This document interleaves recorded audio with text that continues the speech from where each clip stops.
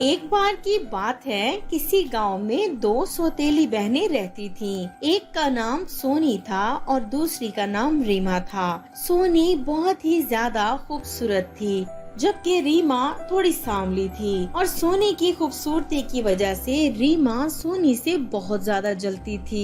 एक दिन सोनी को नीचा दिखाने के लिए रीमा ने ढेर सारा मेकअप कर लिया ताकि वो सोनी से ज्यादा खूबसूरत लग सके। लेकिन रीमा बहुत ही ज्यादा बदसूरत लगने लगती है।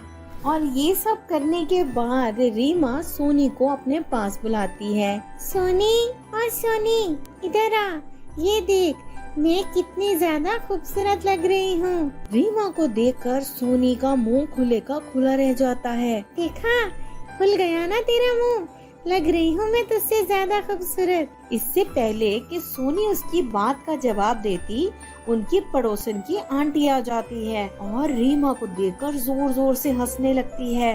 रीमा की माँ से कहती है, अरे सुनीता, देख रीमा कितनी बदसूरत लग रही है और तेरी सतीली बेटी सोनी कितनी प्यारी लग रही है, जबकि उसने तो कोई मेकअप भी नहीं किया।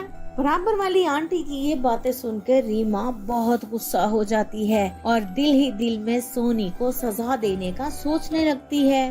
सोना की बच्ची, मैं तुझे नहीं छोड़ूंगी, और इतना सोचकर वहाँ से चली जाती है।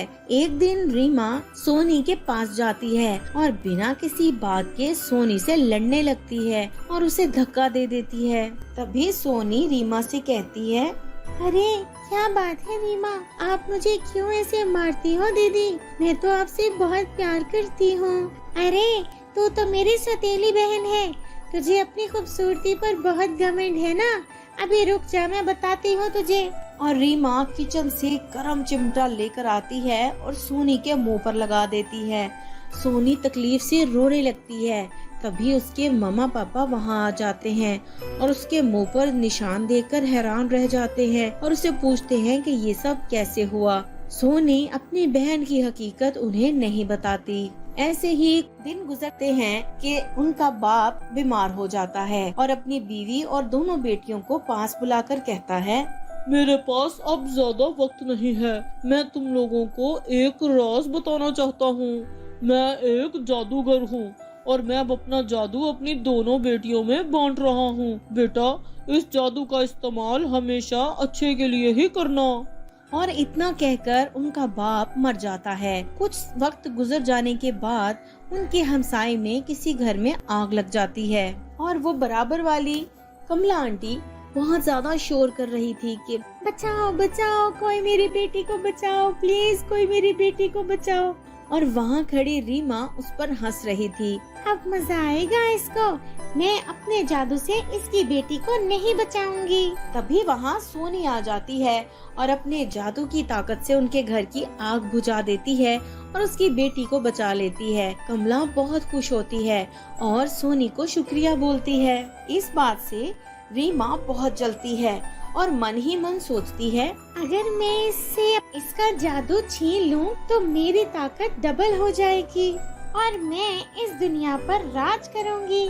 तभी एक दिन रीमा प्लान बनाती है और धोखे से सोनी को जंगल में बुलाती है। जैसे ही सोनी जंगल में आती है, रीमा उस पर वार कर देती है। मैं तुझे चांद से मार दूंगी और तेरा जादू से अपनी ताकत को डबल करके पूरी दुनिया पर राज करूंगी। तभी सोनी रीमा को कहती है, अरे दीदी, पापा ने हमें ये जादू लोगों की मदद करने के लिए दिया था, आप इसका गलत इस्तेमाल नहीं कर सकती। अरे तेरे जैसी बेवकूफ तो मैंने दुनिया में नहीं देखी। जादूगर होने के बावजूद अपने चेहरे से ये निशान तक तो तूने हटाया नहीं।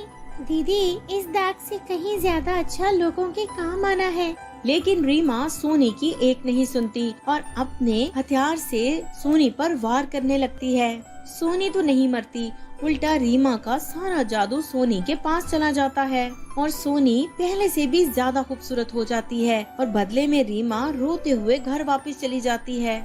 और तभी रास्ते में उसे एक चुड़ैल मिलती है। अरे वाह, कितना मजेदार खाना है, अब मैं इसे खाकर अपनी भूख मिटाऊंगी। और तभी उस चुड़ैल के सामने सोनी आ जाती है। पहले तुझे मेरा सामना करना होगा। सोनी और चुड़ैल के दरमियान बहुत लड़ाई होती है और सोनी उस चुड़ैल से अपनी सौतेली बहन को बचा लेती है। रीमा ये देखकर बहुत रोती है। सोनी रीमा को माफ कर देती है और समझाती है, हमें दूसरों से नहीं जलना चाहिए, जो हमारे पास है हमें उसी में खुश रहना चाहिए। और दोनों बहनें खुशी खुशी घर वापस चली जाती हैं। तो दोस्तों, कैसी लगी आपको हमारी ये कहानी? पसंद आई हो तो लाइक करें और चैनल को सब्सक्राइब करना ना भूलें।